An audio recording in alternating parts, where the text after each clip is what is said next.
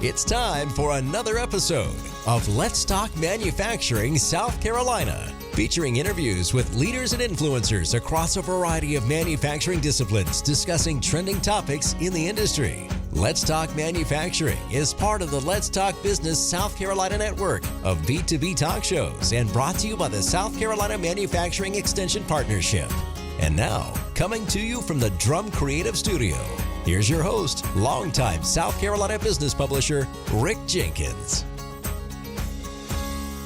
Hello, everyone, and welcome to another episode of Let's Talk Manufacturing. We're up to episode number 4, if you're keeping score. We have a great show for you today. I want to be talking to 4 fantastic guests, including this fella right here. This is Art Crider. He is a regional vice president with SCMEP, but I'm going to get to Art in a second.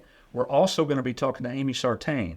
Amy is the director of SC Logistics for the South Carolina Council on Competitiveness, or SC Competes. And we'll be talking to Vaden Lillard, the director of operations at ZF Group. And that is part of a new segment we're doing called From the Factory Floor. And so we're going to be talking to him virtually. We'll also be talking to Tony Bartonetti virtually. Tony is the vice president of sales for Malone Workforce Solutions. So like I said, we got a lot of good guests, but we're going to start again with this fella, Art Crider, regional VP at SCMEP. Art, welcome to the show, man. Thank you. Pleasure to be here. It's good to have you. Now, usually we have Andy Carr joining us, your boss, CEO at SCMEP, but today he decided to turn it over to you, and I'm glad. It's good to have you. Thank you. I'm looking forward to it. Andy was unfortunately called away, but those things happen. You're a regional vice president. If I remember right, there are 7 regional VPs for SCMEP. Tell me what you guys do. Okay, we're the boots on the ground in essence. We're the people that go out, talk to the companies. We are there to help either mentor, help them work on projects, develop what they do, what they need to do to get more competitive, and how they're going to be able to grow their businesses. We're typically operational people. I've got a good bit of experience in operations, and we can talk from a position of having been there and done that. Right. So we're going to be the people that reach out. I've covered Spartanburg, Cherokee, and Union counties, and I've got counterparts, as we said, 6 other counterparts all across the state. Got it.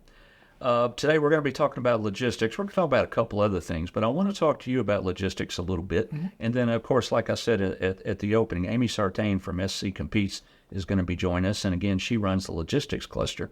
So I just want to get your thoughts on some of that. Logistics, I mean, basically, that's just oversimplifying it. It's the transportation and the storing of product, right? Mm-hmm. So you got product folks that come in on one of those big, large ships into the port of Charleston. You stick it on a rail and you bring it over to the inland port, you stick it on a truck, you take it somewhere, you put it in a warehouse, okay? I'm oversimplifying, but that is the nature of logistics. SCMEP, you guys can help logistics and warehousing companies become more efficient. Tell me about it.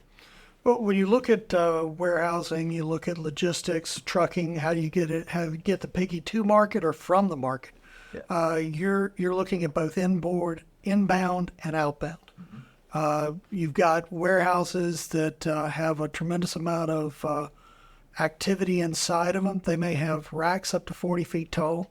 They're usually fairly large. They've got fork trucks, or they're using robotics and automation to actually get the parts in and out. Trying to control everything that's inside those facilities. How do you get it? How do you know what's where? How do you know what to pull when, particularly when you're looking at first in, first out, or FIFO? So there's a lot of complexity when you look inside of a warehouse. And there's a lot of complexity when you talk about logistics, particularly as you start putting oceans into the system and you bring it into the port.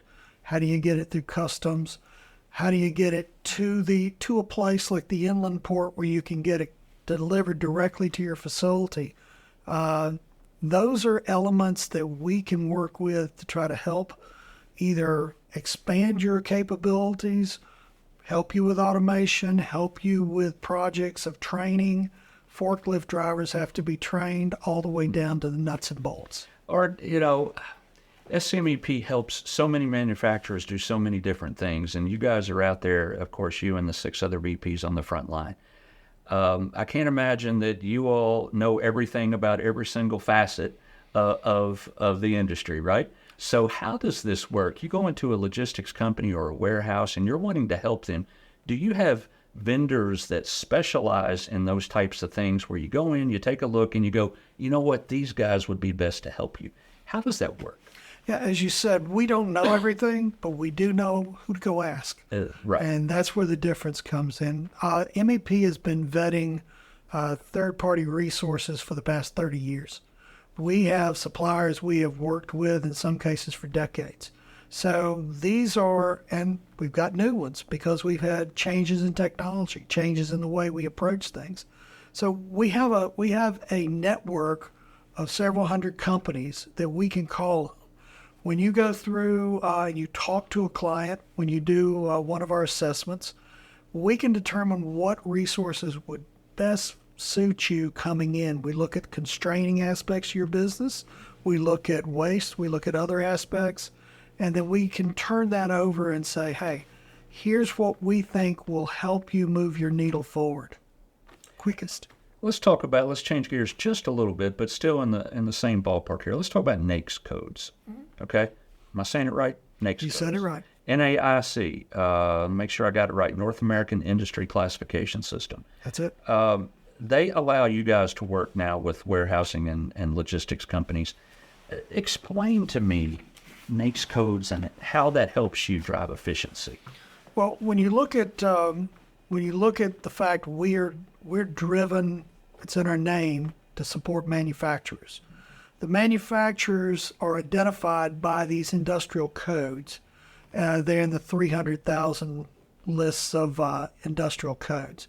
But particularly after COVID and with some of the issues in supply chain, it became apparent just how much the manufacturers relied on their supply chains. You couldn't get parts, you couldn't get things to move. So NIST, who is our affiliation partner, they looked at, it's National Institute of Standards and Technologies, they looked at it and said, we're going to expand your footprint to go just from manufacturing and a few ancillaries. We're going to expand that to include warehouses, transportation, such as trucking, and the support areas, packaging crates, and the other support areas, and go into the supply chain. Just give you more work to do. Yeah, it is. It is. But it's good. It's we get to help a lot of people. Speaking of helping a lot of people, you guys have long done assessments. Mm-hmm. And Andy Carr and I have been talking here on the last couple of episodes, and he said the last time, we at SCMEP love a good assessment. Your workforce assessment just came out here recently. Yes. You've had a tech assessment for a long time where you can go in and talk to folks about Industry 4.0 technologies. Absolutely. Make some recommendations about what you might or might not want to adopt. But you got another one coming up, and as we stick with the same thing, it is a supply chain maturity assessment tool. Absolutely. Tell me about that. Well, that's one that's still under development, but the idea of it is to look at what would be a best practices type approach, using that then to compare where a company is against best practices and give them a score, give them the ability to see, hey, if you really want to get better, you need to have more data and collect more data on how your parts are moving, how your inventory is transferring, any of the things that you need. So it's still in development, but it will be out in fiscal year 25, which for us starts July the 1st. Right. And so how much longer do you think? That's just right around Probably another 6 months. Another 6 months. Yeah. Okay. First of the year. Early of 2025. Okay, good stuff. Let's stick with the supply chain one more time, and I'm going to get you out of here on this. Connex SC. It launched a year ago? Is that correct? Yes. And it is a way, and I'll let you explain it, but I believe in a nutshell, it is a way to help manufacturers look for new suppliers or maybe alternate answers to what they have now. Mm-hmm. How is that going? And it is really used widely now, correct? Yes. It started last year, the beginning of July 2023. Mm-hmm. It's been around for now a year, and we've exceeded all of our goals on getting people to sign up to start using it. It's part of a national program that is being fostered by the National MEP. And what it allows you to do is get onto a database to allow you to look at your supply chain or to allow you to be part of another customer's supply chain. Something we discovered during COVID, we did not have the ability to go out and look for who made PPE. Chuck, personal protection equipment. Personal protective equipment, the gloves, the masks, the things like that. Chuck Spangler did a fabulous job of putting one together, our former CEO. He did a fabulous job of doing that under the gun while we were trying to grow our ability to get additional manufacturers into PPE during that period of time. NIST, I think, and MEP looked at it from the lessons learned and said, we've got to have some way to link our supply chains. This is only for U.S. suppliers. It does have the capability of vetting, so you're not getting a bunch of salespeople in there. You probably get a few. We're everywhere. So, but you don't have a lot of salespeople. You have people that are actively trying to buy and sell product. So it's a great program, and we're really in part of the vanguard. As you mentioned, Connex, of course, is an MEP. Every MEP in the state or in the country has access to Connex. Do they each have their own database, or is it an overarching database? It's an overarching database. We've got, right now, the Department of Commerce has been supporting the local aspect of it. In other words, you sign up, you get access to everything in the state. But for a small fee, you can then expand that out into a national access. Got it. So that's been growing quite well, too. Right. Art, really good stuff. I appreciate you, man. Sure. Thank you. It was Thank you pleasure. for joining us. Folks, that is Art Crider. He is one of 7 regional vice presidents at SCMEP. Now, don't go anywhere. We're going to come back here in only about 60 seconds, and we're going to continue the supply chain and logistics conversation with Amy Sartain. She is the director of SC Logistics at the South Carolina Council on Competitiveness, or SC Competes. Be right back. I bet you want a website that drums up business. You see, every business wants to have an effective online presence that helps their business grow.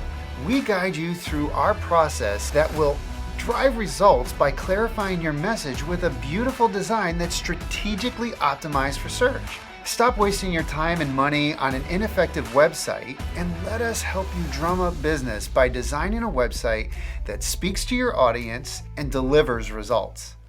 Hello, everyone. Welcome back to Let's Talk Manufacturing South Carolina. I'm glad you're joining us.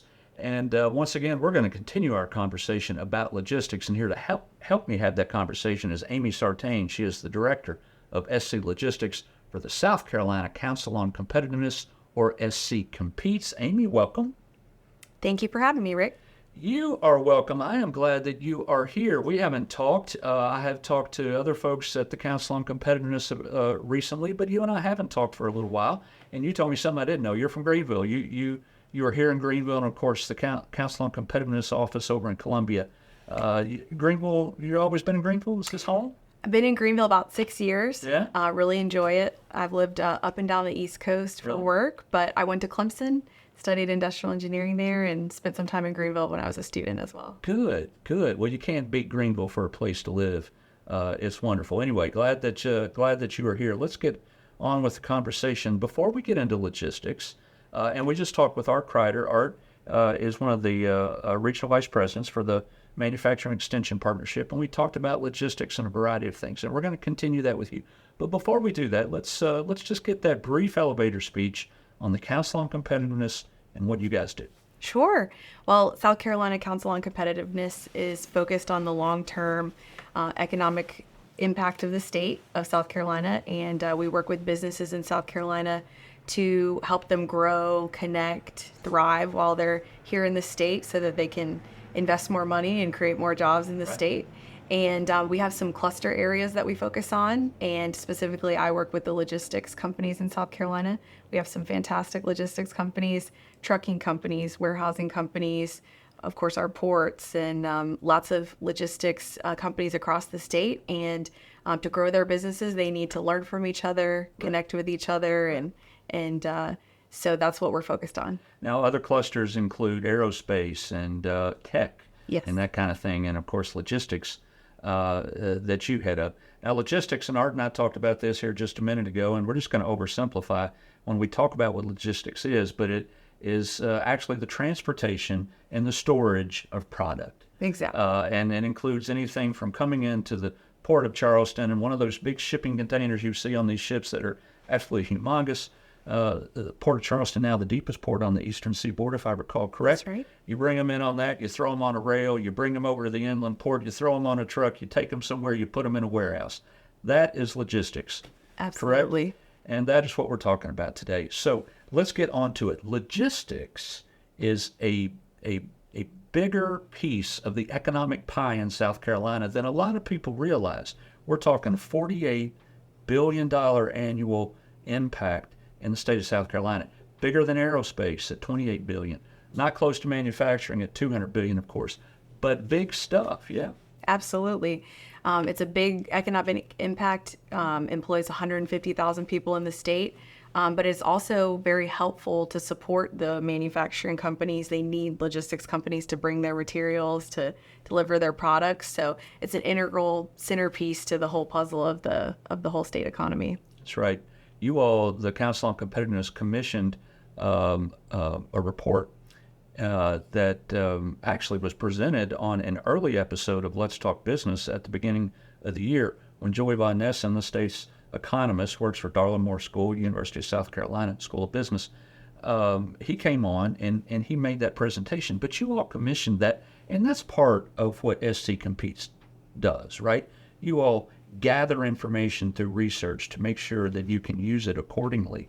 Tell me about that commission, what you all commission. Sure, yeah. Every couple years we do economic impact studies. We do them for each one of the clusters, as you mentioned, and we concluded our most recent one in 2023.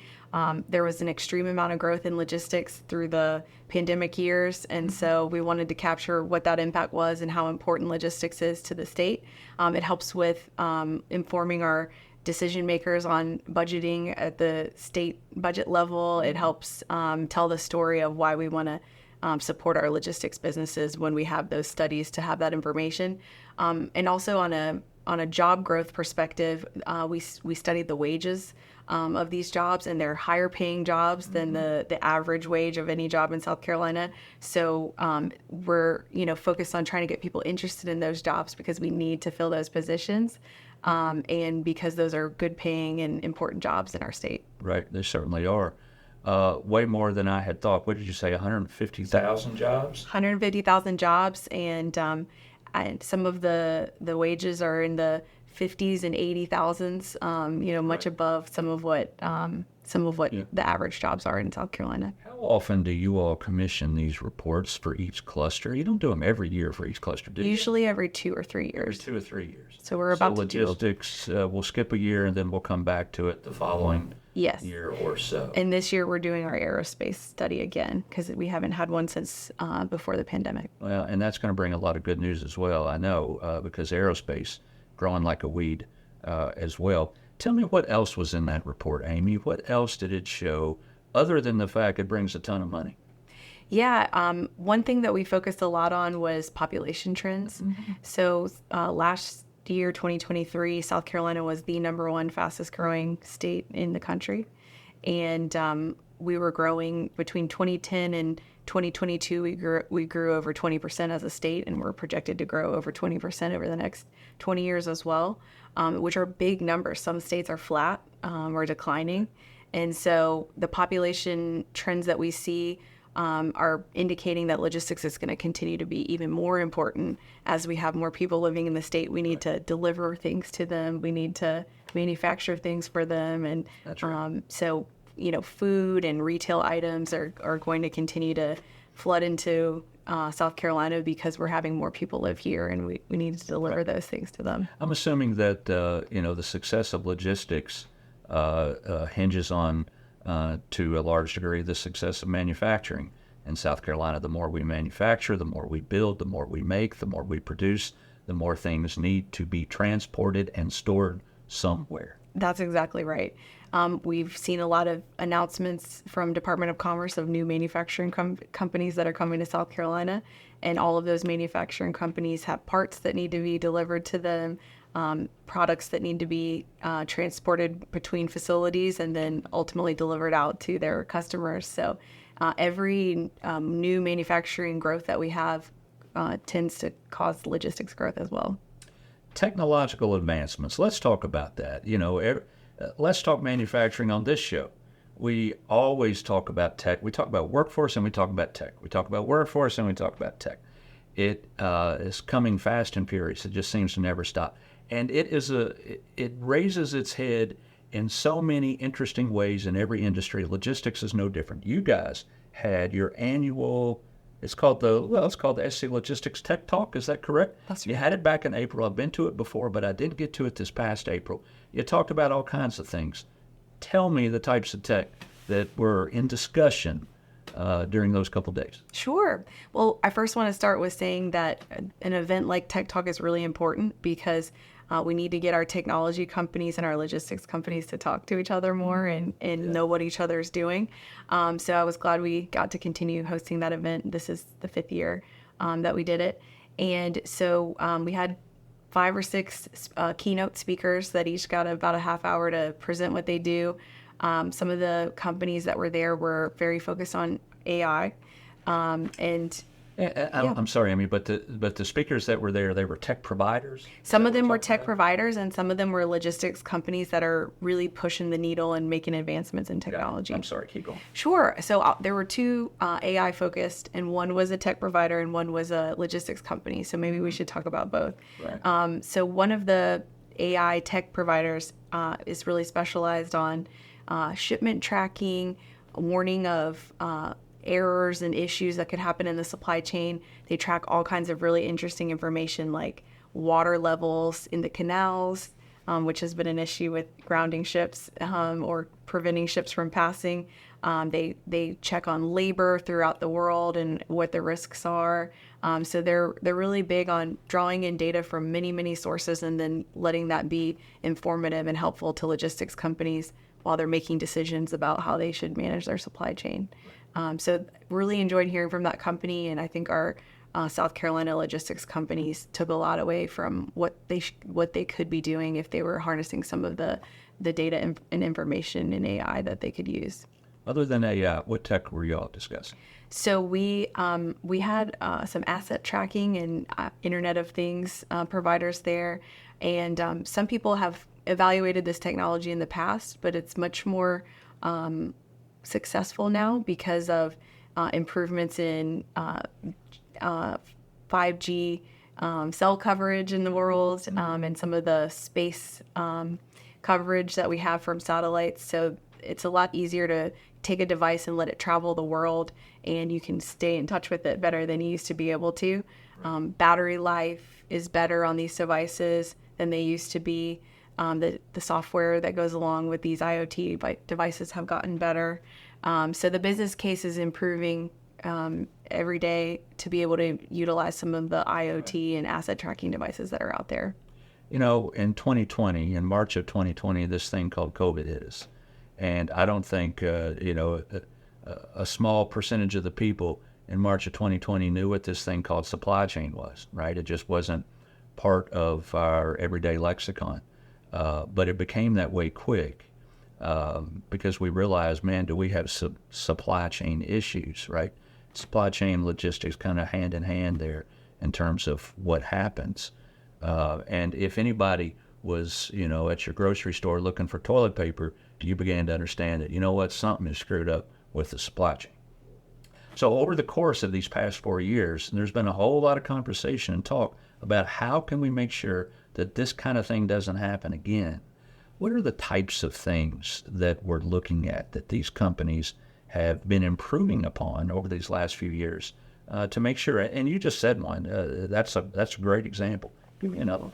Sure. Yeah. So I think the first thing is knowing where your assets are and where, how you're handling your resources. But then the next thing is modeling in, if this happens, what am I going to do about it? Yeah, right. And how can I make a different decision? So that's where some of the planning and softwares come into play there. But then moving beyond that, then it becomes, how can I improve my operations? one is about how do I improve my planning of my supply chain, but then how do I improve my internal operations? Automation is a big piece of that. The business case for implementing automation is getting better and better as wages go up or jobs go unfilled. It improves the business case for investing in some automation, as well as the cost of automation coming down. So when I say automation, I'm thinking about robotic unloading or palletizing or some of those repetitive emotion tasks that can be done with equipment. And so we're seeing that the equipment providers are getting better at producing the solution, and then it's getting adopted more because the business case is continuing to get better.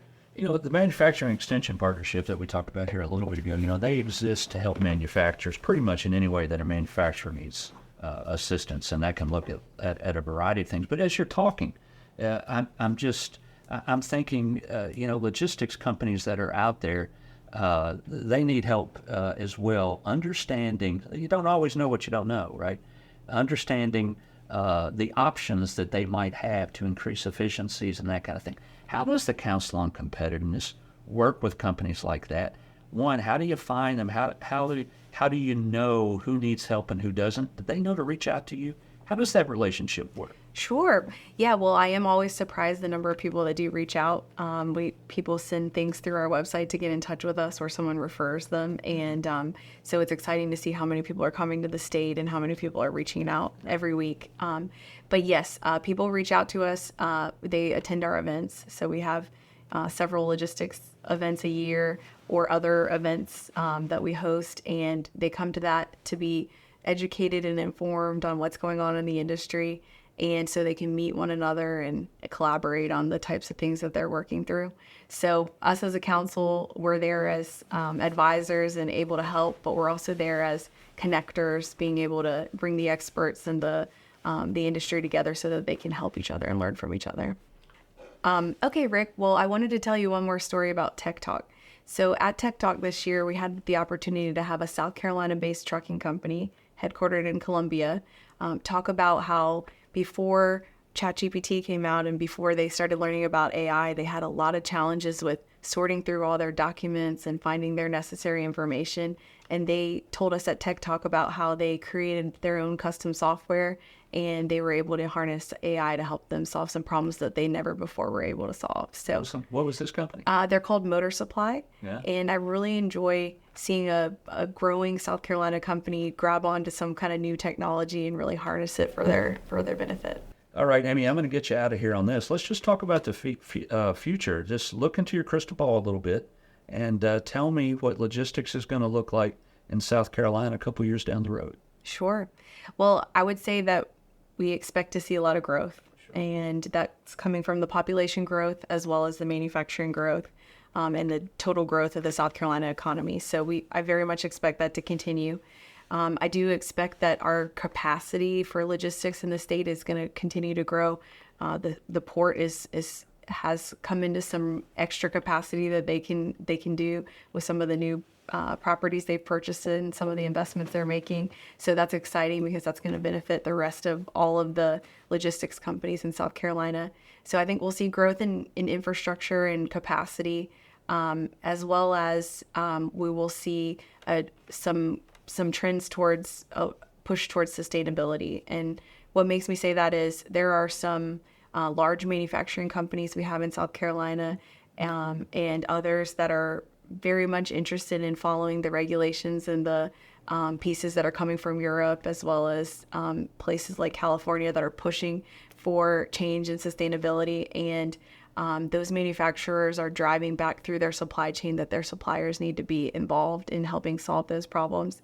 So the logistics companies, if they want to continue to grow their business, they have to experiment with, learn how to use electric vehicles, alternative fuels, hydrogen, different types of solutions. And the business case continues to get better for those things, but we have to experiment with them more. We have to help companies that are trying to do those things because there are economic factors that are going to push people into doing those things. And the easier we make it for them to make that transition, the more successful everybody will be at that. Amy, fantastic stuff. Thank you. Sure. I appreciate you being here. Folks, that is Amy Sartain. She is the Director of SC Logistics for the South Carolina Council on Competitiveness. Okay, don't go anywhere because we have my new favorite segment that's coming up, and it's called From the Factory Floor. And it is a time that I talk to someone on a factory floor. It could be a plant manager, it could be an HR exec, it could be a tech person about what is happening at their facility. And that's what we got coming up next. We are going to be talking to Vaden Lillard. He is the Director of Operations at ZF Group, and he's going to tell us what's been going on over there. This segment is brought to you by HTI. They are a full-service hiring and HR partner. They are headquartered in Greenville, but they are doing business everywhere. So don't go anywhere. We'll be right back after this interview with Vaden. Welcome to From the Factory Floor, which is part of our monthly YouTube podcast, Let's Talk Manufacturing. This segment allows us to spend some quality time with an executive in one of our smart factories. Today, that factory is ZF Group, and that executive is Vaden Lillard. He is the Director of Operations there.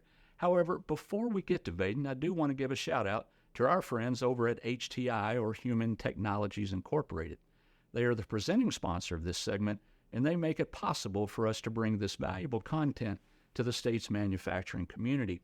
HTI, they began as a professional recruiting firm for auto manufacturers back in 1999, and those partnerships with the state's automotive industry remain true to their core today. However, HTI has grown considerably since the late 90s. They are an industrial staffing firm, they are an executive search firm, and they provide a wide variety of outsourced HR services. Thanks again to HTI for being the presenting sponsor of From the Factory Floor. All right, let's spend a few minutes now with Vaden Lillard. Once again, he is the Director of Operations at ZF Group. Vaden, welcome to the show. Hey, pleasure to be here, Rick. I appreciate you joining us, and look at you, man. You are on the factory floor. You are in the Gray Court facility. Is that correct? Correct. I'm here at ZF in the Gray Court facility here in South Carolina. Yeah. Well, it's good to have you. Tell me, how many employees do you all have there now? Well, currently we employ around 2,000 employees.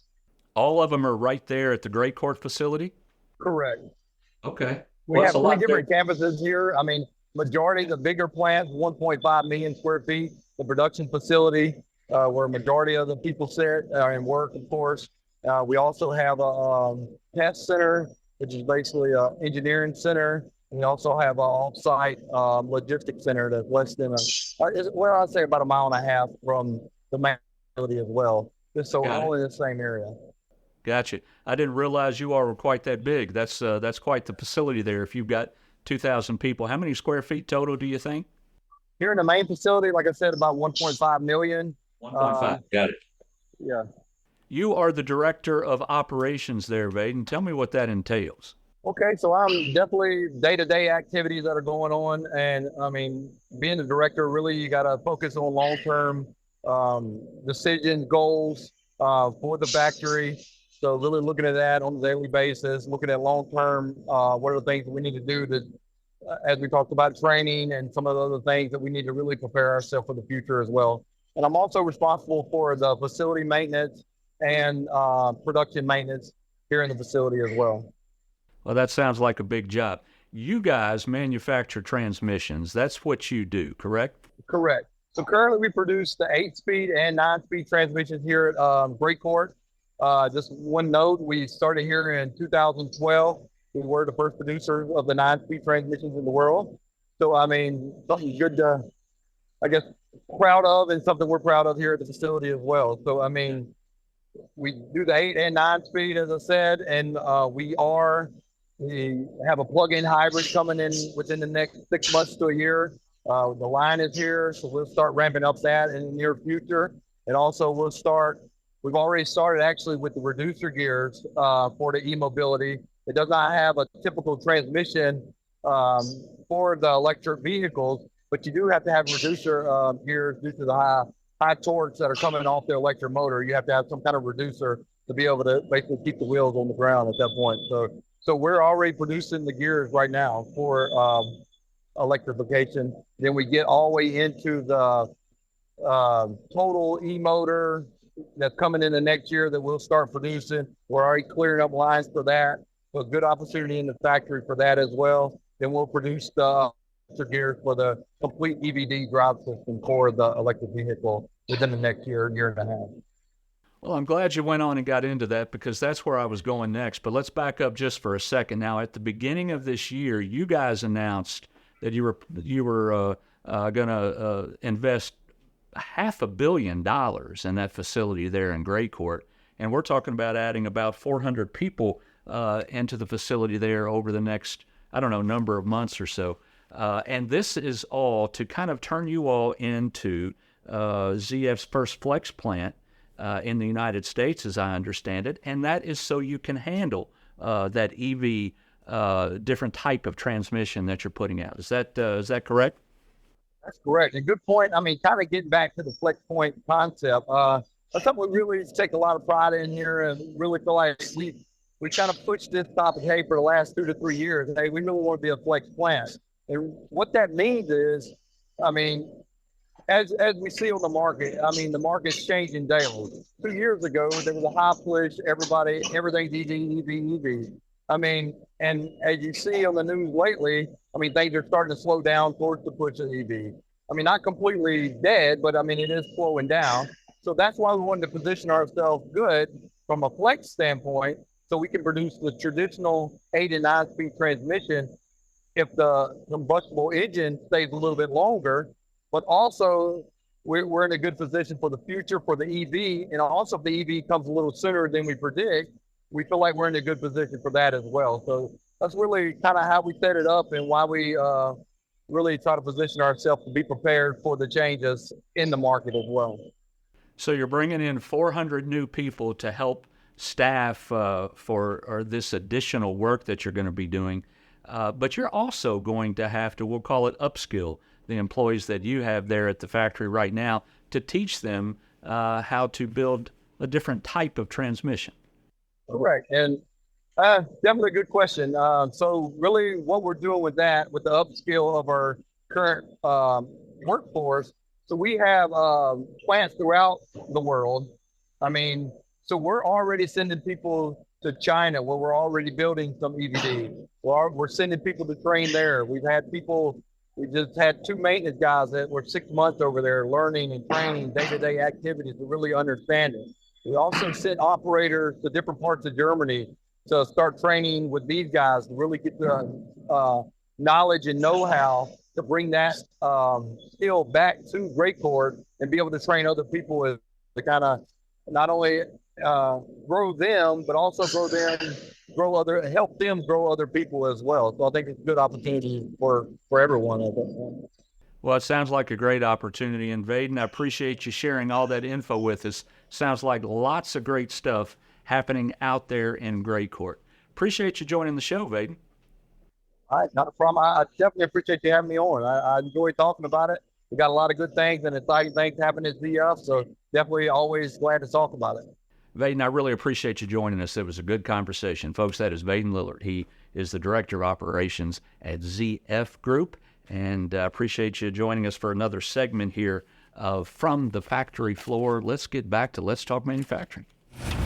To keep your company moving at a steady pace, you need the right people.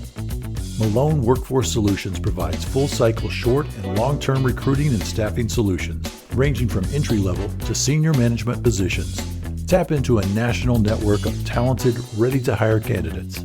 Regardless of size or location, Malone has the ability to meet your needs. Don't let staffing issues slow you down. Put us to work. Malone Workforce Solutions.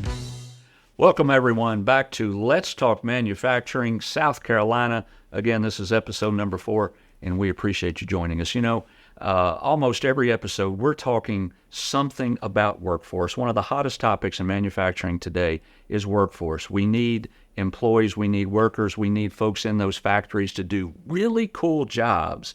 And we've got more jobs, unfortunately, than we can fill sometimes. But anyway, today is no different. We're going to continue the workforce conversation that we've had for a while.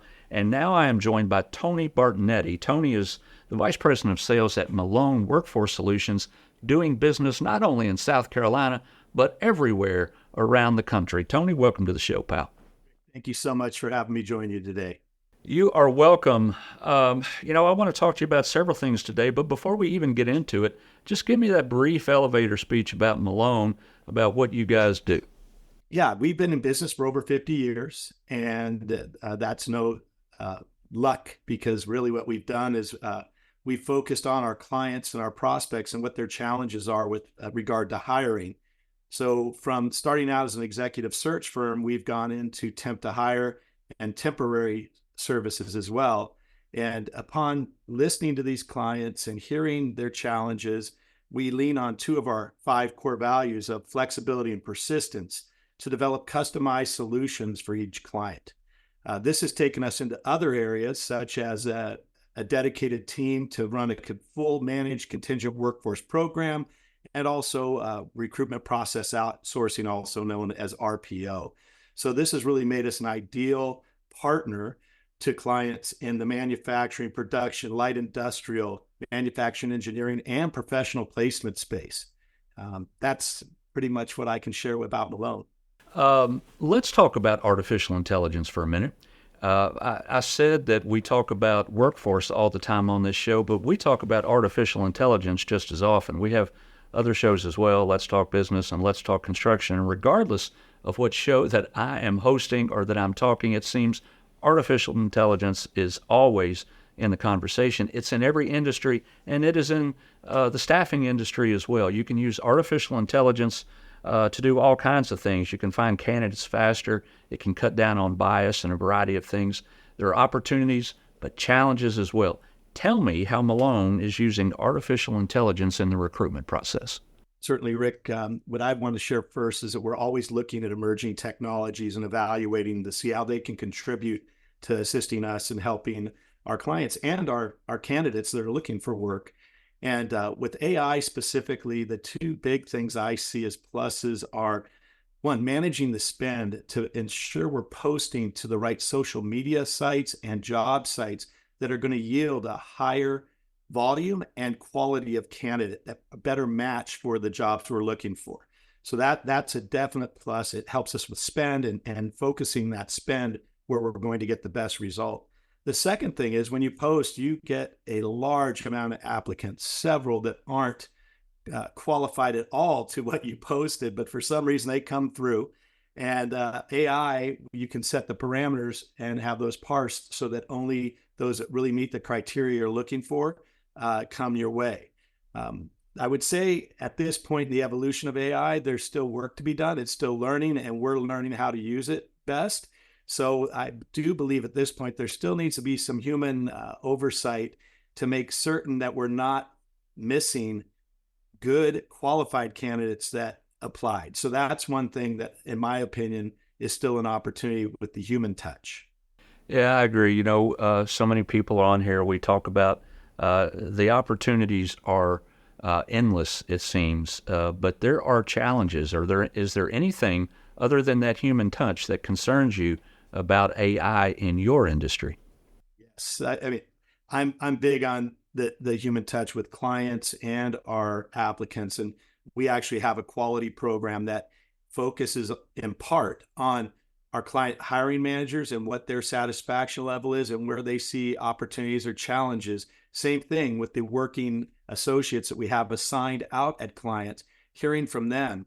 And I believe if we lean too heavily into and only to tech versus touch, human touch, we can miss some things. So I want to make certain that we always have room for the human touch because it really does differentiate us. And the feedback we receive from both our hiring managers and our associates through this quality program help us come proactively to clients and share ideas to increase engagement, which will enhance productivity, which will reduce turnover and keep these valuable assets. I hate to put it that way, but the talent they've found in this struggle to find talent and compete for talent in the South Carolina market engaged and working to help them meet their clients' needs.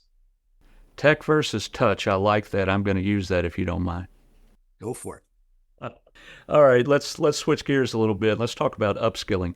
The more that companies struggle to find employees, the more often that they are promoting from within, probably doing it more so than ever. And we may be promoting folks from within that we normally wouldn't promote, but we're doing so because we can't always find someone else. But what it means is upskilling becomes more important than ever before. Is that what you're finding? Yes, and there's a lot around that question. We could probably go on for a good hour about that, but I know we don't have that time right now. For me, looking at the millennials retiring out at a rate of 10,000 workers a day through 2030, that's a big challenge. And then I should say the baby boomers. And then with the millennials not looking favorably on manufacturing as a career because of stereotypes that were set and the focus on achieving a 4-year degree, those that do want to go into manufacturing often need to have that upskilling you're talking about. So this really needs to be part of a strategic plan tied to onboarding and training and orientation that allows somebody to learn if they're promoted from within before they're ready, having a management structure that allows the manager to coach and lead this person and train them and transfer knowledge so they can be proficient. And it's an ongoing process that's not done in a day or in a week. So that's what I've seen. And I believe just a little bit further down on this, if you connect with the community-based STEM programs to start early grooming and recruiting of applicants, that would be a great way to get manufacturing production branded as a great path for a career. So, and those STEM programs are going to be teaching some of the that we're dealing with right now. Tony, I'm going to get you out of here on this. I want to talk about a real world challenge. You and I have discussed it a little bit before as we talked about your appearance on the episode. A lot of firms like you guys are more and more, a lot of staffing solutions firms are more and more finding that they need to really become partners with their clients to solve problems. And I know you all have done the exact same thing. You have situations where you've actually become an extension of the business and the client that you're working with. Talk to me about that and tell me how it works. Yeah, Rick, just to take what you said and take it a little further, companies definitely are leaning on staffing firms to do this and become even an extension of their HR and their compliance within that space. So very great question here. The situation we had was a client was struggling to staff up and they were not going to be meeting their goals for their clients. And they were open to talking to us, and we went through a deep dive to understand what they saw as their challenges and so on. And then we asked permission to look at the 12 plants that they had in the various areas where they operate. And they allowed that to happen. And what we found was each plant had different issues with their recruiting, their sourcing, their recruiting, and their hiring and onboarding. So what we went back to the client with was for each plant, a different solution that we proposed to help resolve hiring concerns. And they actively engaged us with a strategic sourcing plan for each location that was different pretty much for each location. There were obviously some commonalities. And over a 2-year period, we were able to onboard and hire 3,500 employees in that 2-year period for them. They were ecstatic. They were very happy with the solution. It's part of our RPO, recruitment process outsource program. And what I will share with you also is that a lot of companies think they need to attempt to hire, try before you buy process. Their ultimate goal is to hire directly, not to do attempt to hire, but it's the one way they think they can get the talent they need. An RPO solution is a great option in that type of situation because you get a more engaged, excited applicant when they know they're going to work directly for the client we're servicing as opposed to being part of a temp staffing firm, if you will. So that's a soft benefit there. Absolutely fantastic stuff. I appreciate you joining the show and having this conversation. Appreciate you. Thank you. Likewise. You're welcome. Folks, that is Tony Bardinetti. He is the Vice President of Sales at Malone Workforce Solutions. Guess what? That concludes another episode of Let's Talk Manufacturing. Thank you for joining us. We'll see you next time.